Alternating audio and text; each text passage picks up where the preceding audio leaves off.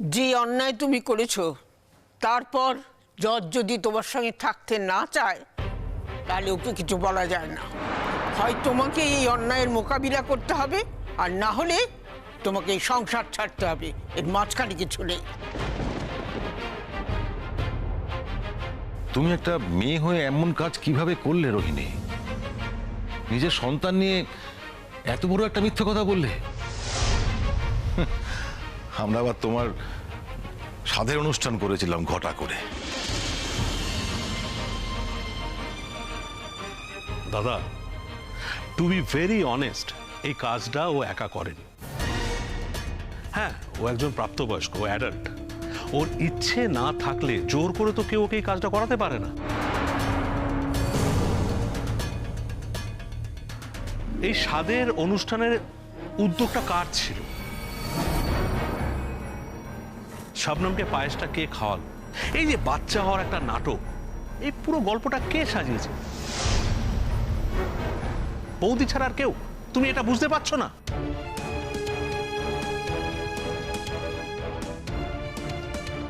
কি প্রমাণ আছে যে আমি ওকে এই কথাগুলো বলেছিলাম?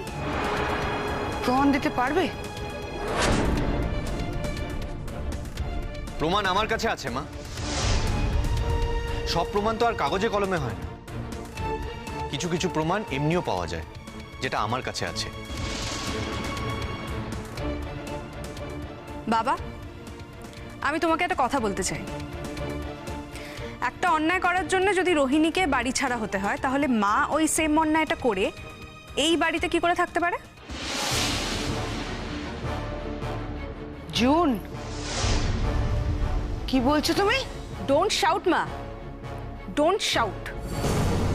তোমার কীর্তিকলাপ আমি অনেক দিন ধরে দেখে আসছি। তোমার স্ট্যাটাস, তোমার স্ট্যান্ডার্ডের বাইরে তো তুমি কিছু ভাবতেই পারো না। আর এইগুলোকে বজায় রাখার জন্য তুমি যা খুশি তাই করতে পারো, যে কোনো লেভেল অবধি যেতে পারো। আর মা, এই ব্যাপারটায় তুমি আর রোহিণী ছাড়াও এই বাড়িরই আরেকজন অংশীদার ছিল। এই পুরো পায়েসে বিষ মেশানোর যে পরিকল্পনাটা, প্ল্যানটা, এতে আরেকজনের ভূমিকা যথেষ্ট ছিল। দেখো জুন, তুমি যদি আমাকে বলো তাহলে আমি বলবো আমি কিছু জানতাম না। না, আমি জানতাম না জুন। আমি যখন জানতে পেরেছিলাম তখন কিন্তু আমি বাধা দিয়েছিলাম।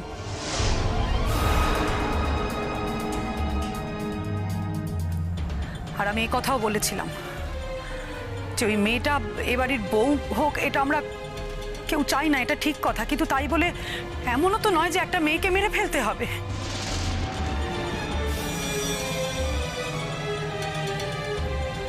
তাদের সাথে কথা বলছি আমি। তোমরা কি আমার পরিবারের লোক? আমার পরিবারের লোক? ছি কঙ্কনা, ছি।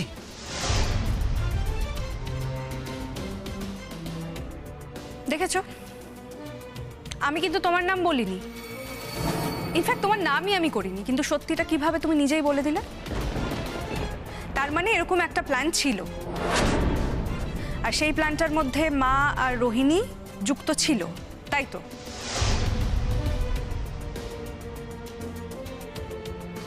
হ্যাঁ হ্যাঁ জুন, ছিল। আমি বলছি ছিল।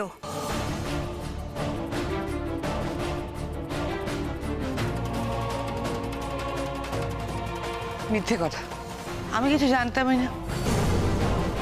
আমি কিন্তু এমন কোনো মহিলার সঙ্গে থাকতে পারবো না যে কিনা মানুষ খুন করতে পারে। সে যে নিজের প্রয়োজনে একদিন আমাকেও খুন করবে না, তার তো কোনো গ্যারেন্টি নেই। অতএব যদি এক্ষেত্রে রোহিণীকে শাস্তি পেতে হয়, তাহলে কঙ্কনারও উচিত নিজের থেকেই সম্মান বজায় রেখে এই বাড়ি থেকে চলে যাওয়া। তুমি আমাকে এত বড় কথাটা বলতে পারলে? তোমাদের সমস্যাটা কি? একটা মেয়েকে নিয়ে তোমাদের এত সমস্যা? মেয়েটা না আসছে তোমাদের সংসার করতে, না আসছে তোমাদের কোনো ব্যাপারে মাথা গলাতে। তবু তোমরা এই মেয়েটাকে পৃথিবী থেকে সরিয়ে দিতে চেয়েছিলে। ছি বলো বৌমা, ছি। এই লজ্জা আমি কোথায় রাখবো?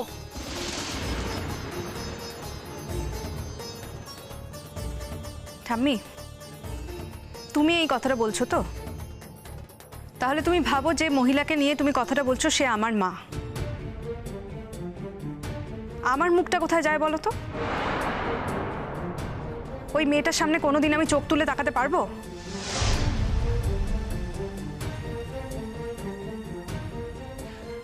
কেন মা, কেন এই কাজটা করেছিলে তুমি মা? বলো না প্লিজ। প্রত্যেকটা দিন রোহিণী কান্নাকাটি করতো। আমার আর সহ্য হচ্ছিল না, তাই শবনম সম্পর্কে এমন এমন সব কথা বলতে আমার মাথায় আগুন জ্বলে যেত। তবে হ্যাঁ, ওই মেয়েটিকে আমি মারতে চাইনি, আমি একটু শাস্তি দিতে চেয়েছিলাম।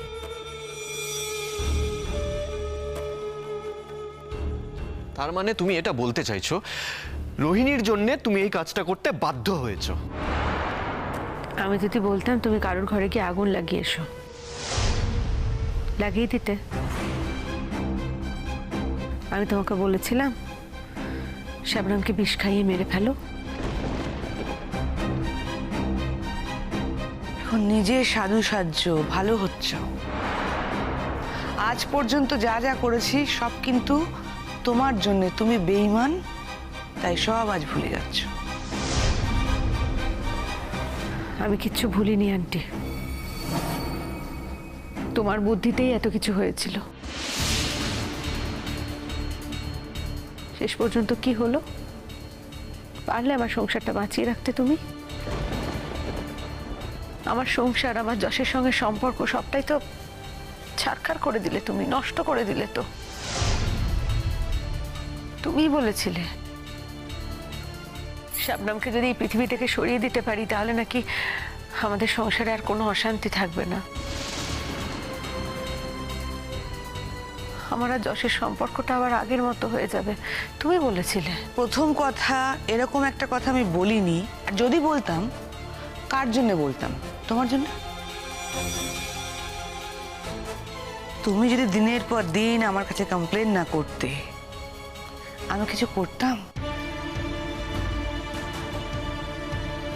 আমার নামে থানায় গিয়ে যদি কেউ কমপ্লেন করে তাহলে তো কেসটা শুধু আমি খাবো না। আমায় নিয়ে যদি তদন্ত হয়, আমায় যদি জিজ্ঞেস করা হয়, তাহলে জিজ্ঞাসাবাদে আমার যা যা বলার আমি নিশ্চয়ই বলবো, এবং সেক্ষেত্রে আমি তোমার নামটাও বলবো আন্টি। সেই পথটা তো শবনম অলরেডি বন্ধ করে দিয়েছে। এখন শবনমকে হাজার চার্জ করলে ও কোনোদিন এটা স্বীকার করবে না, কোনোদিন এটা বলবে না যে তোমরা দুজন ওকে মারতে গিয়েছিলে। এই যাত্রায় তোমরা বেঁচে গেলে, একদম সেফ।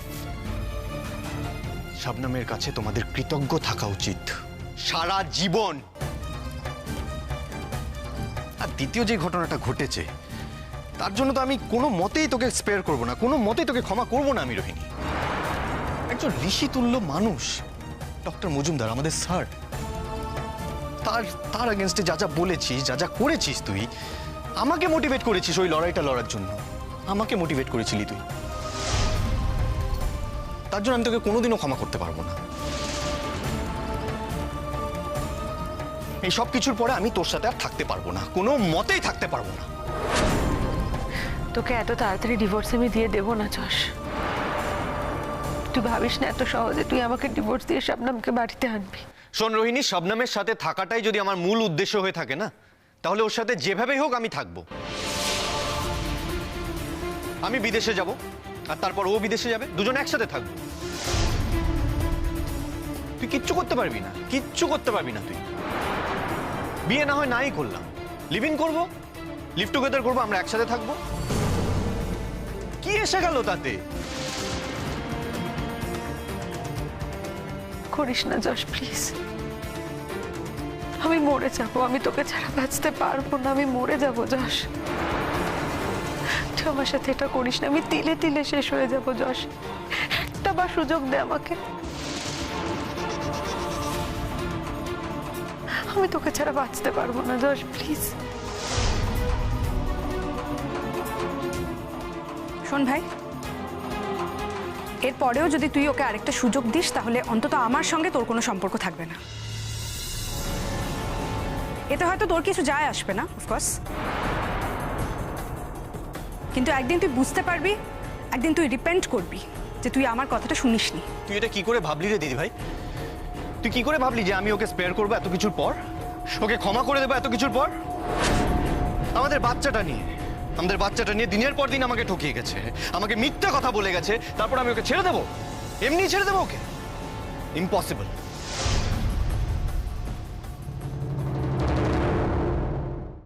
আর তুই যেই অন্যায়টা করেছিস না, তারপরে তুই যাই করে নে, কোনোভাবেই তুই নিজেকে প্রোটেক্ট করতে পারবি না। কোনো আইন তোকে নিরপরাধ নির্দোষ বলে দাবি করতে পারবে না। তুই যদি ভালোই ভালো আমাকে ছেড়ে না যাস, তাহলে কিন্তু আমি কিন্তু এবার কেস করবো বলে দিচ্ছি। হ্যাঁ, আমি এই কেসটা কোর্টে তুলবো। রোহিণী, আমার মনে হয় তুমি নিজের বাড়ি চলে যাও। তুমি তো নিজেও ডাক্তারি পাস করেছো, চেম্বার টেম্বার করো, কোনো অসুবিধা তো নেই। আর দেখো, মানুষের জীবনে বিয়েটাই সব নয়। আর তুমি যে বিয়েটা করলে সেটাও তো তুমি টিকিয়ে রাখতে পারলে না। দেখো, তোমার এই অন্যায়কে আমরা কেউ সাপোর্ট করছি না। তুমি যদি এই বাড়িতে থাকো তাহলে আমরা কেউ এই বাড়িতে আর থাকবো না।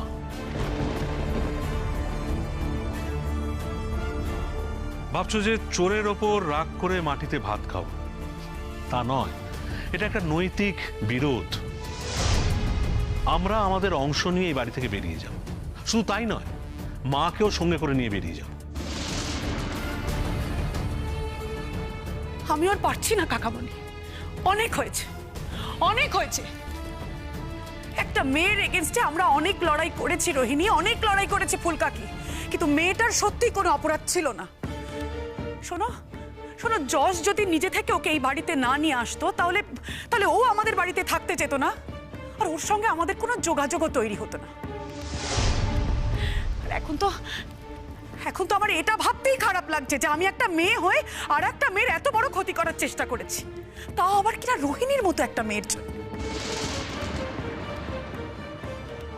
ছি ছি রোহিণী, এটাই আমার জীবনের সব থেকে বড় লজ্জা হয়ে দাঁড়ালো। আমি ভাবতেও পারছি না রোহিণী, তোমরা দুজনে মিলে একটা মানুষকে মেরে ফেলার চেষ্টা করতে পারো। এখন সব সতী সাধ্য, কেউ কিচ্ছু করনি, সবাই সাধু। বললাম তো ফুলকাকি, অনেক অন্যায় করেছি, কিন্তু একটা সময় পর তোমাদের অন্যায়তে কিন্তু আমি আর সাথ দিতে চাইনি। ফুলকাকি, এখন আমি তোমাদের এই অন্যায়ের মধ্যে থেকে সরে আসতে চাইছি। আর এতদিন আমি নিজে যে অন্যায় করেছি তার জন্য এই বাড়ির প্রতিটা লোক আমাকে যে শাস্তি দেবে সেটা আমি মাথা পেতেও নেব। কিন্তু তাই বলে এরপরও তোমাদের এই অন্যায়ের সাথ দেব, অন্যায়ের মাত্রা আরো বাড়িয়ে যাব, তা কিন্তু হতে পারে না। ভালোই হয়েছে, আমার ছেলে মেয়ে আমাকে পছন্দ করছে না, আমার স্বামী আমাকে চাইছে না, কেউ না। খালি একটা কথা আমার মাথায় ঢুকছে না, এই ছেলে মেয়েকে মানুষ করতে আমায় কত কষ্ট করতে হয়েছে। সংসারটাকে বাঁচিয়ে রাখার জন্য আমি কি না করেছি। তুমি অকারণে এক্সকিউজ দিচ্ছ বৌদি। তুমি সংসারের জন্য লড়াই করেছো কি ছেলে মেয়েদের মানুষ করার জন্য কি করেছো সেটা এখানে টেনে নিয়ে এসো না। কারণ ছেলে মেয়েকে মানুষ সবাই করে, তুমি একা কিছু করোনি। আর এটাও যদি এক্সাম্পল দিতে হয় তার সব মা বাবার লজ্জার আর শেষ থাকবে না। আমি তো বললাম, আমি আমার জীবনের সিদ্ধান্ত নিয়েছি। বাইরে যাওয়ার যে পরীক্ষাটা আমি দিয়েছি সেটাতে পাশ করে গেছি। মাসখানেকের মধ্যে আমি চলে যাব ওখানে। রোহিণী কি মনে করেছে ও আমাকে আটকাবে? তো আমাকে যেতে দেবে না ওখানে। ঠিক আছে, দেখি আমিও দেখতে চাই ও কি করে আমাকে আটকায়। না যশ, আর তোকে আমি আটকাবো না। তোকে আমি আটকাতে পারবো না যশ। আমি বুঝে গেছি, আমি চলে যাব এখান থেকে। সবটা আমার ভুল, সবটা। তুই বলিস কোথায় সই করে দিতে হবে, আমি সই করে দেবো, মিউচুয়ালি হোক, আর কোনো ঝামেলাঝাটির দরকার নেই। কি বলতো, নিজের সুখের জন্য স্বার্থপর হয়েছিলাম, কিন্তু সেটা শুধু নিজের সুখের জন্য নয় রে, আমার সুখের একটা বড় অংশ জুড়ে তুই জড়িয়েছিলি। এটা আবার নতুন করে কোনো নাটকের স্ক্রিপ্ট নয় তো?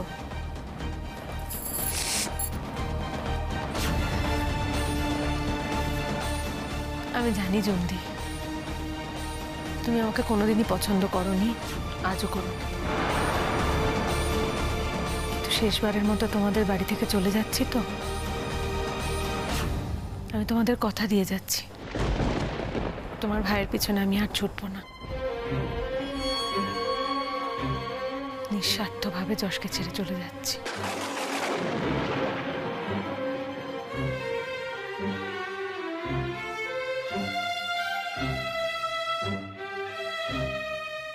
তোকে একটা কথা বলে যেতে চাই, তুই শাবনামের ভালোবাসা পেয়েছিস তো, তাই তোর মনে হচ্ছে ওটাই তোর কাছে শ্রেষ্ঠ সম্পদ। কিন্তু তুই জেনে রাখিস যশ, এই পৃথিবীতে আমার মতো তোকে কেউ ভালোবাসতে পারেনি।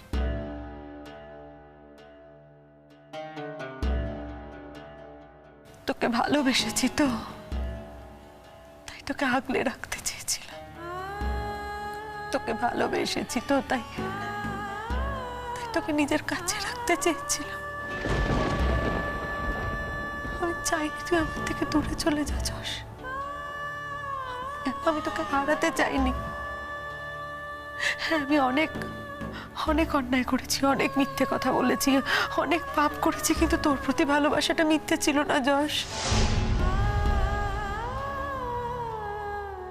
তোর প্রতি ভালোবাসাটা আমার 100% জেনুইন ছিল।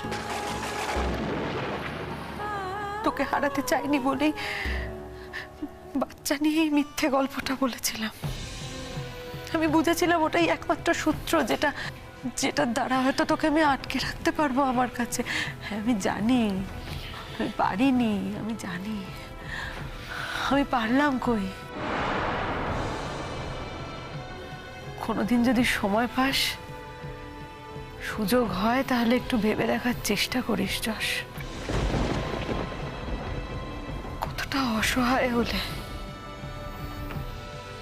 কতটা বিপন্ন হলে একটা মেয়ে নিজের স্বামীর মন পাওয়ার জন্য নিজের প্রেগন্যান্সি নিয়ে, নিজের সন্তান নিয়ে মিথ্যে কথা বলতে পারে, এতগুলো মিথ্যের মধ্যে দিয়ে যেতে পারে।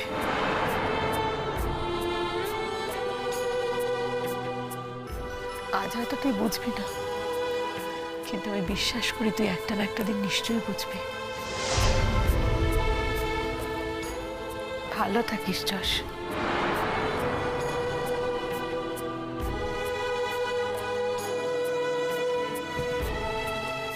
আসছি।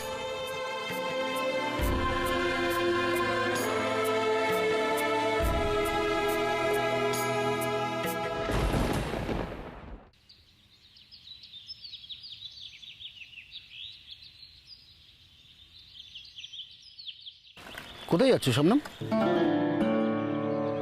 এই তো স্যারের সাথে দেখা করে এলাম। সে ঠিক আছে, কিন্তু যাচ্ছটা কোথায়? বাড়ি যাচ্ছি। বাড়ি যাব না, পরীক্ষা তো শেষ হয়ে গেছে, এখন এখানে থেকে কি করব?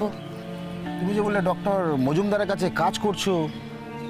হ্যাঁ, আমি স্যারকে ফোন করে জানিয়ে দিয়েছি। আসলে আম্মু খুব আমাকে দেখতে চাইছিল, বাড়িতে তো একদমই থাকা হয় না। কবে ফিরবে?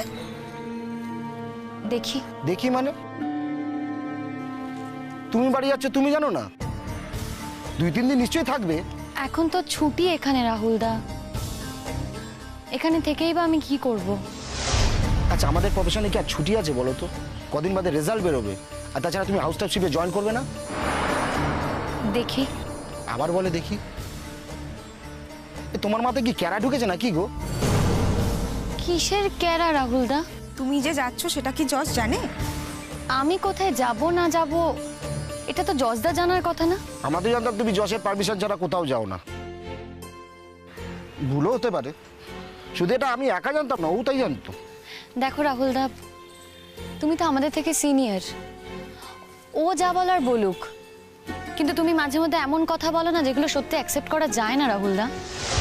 আচ্ছা আমি কি কিছু ভুল বলেছি বলো তো? দেখো, আমি না এই নিয়ে সত্যি কোনো তর্ক করতে চাই না, আমি কথাই বলতে চাই না এই নিয়ে।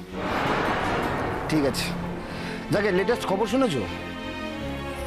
কি খবর রাহুলদা? রোহিণী এখন তার নিজের বাড়িতে আছে, ফাইনালি যশ ওকে তাড়িয়ে দিয়েছে। এটা কি খুব সুখের কথা নাকি? একটা সংসার ভেঙে যাচ্ছে আর তুমি সেলিব্রেট করতে বলছো? আচ্ছা তুমি এইভাবে কথা বলছো কেন? ও তো ওর দোষেই সংসারটা ভেঙেছে। দেখো, যে কারণেই ভাঙুক, সংসারটা তো ভাঙছে।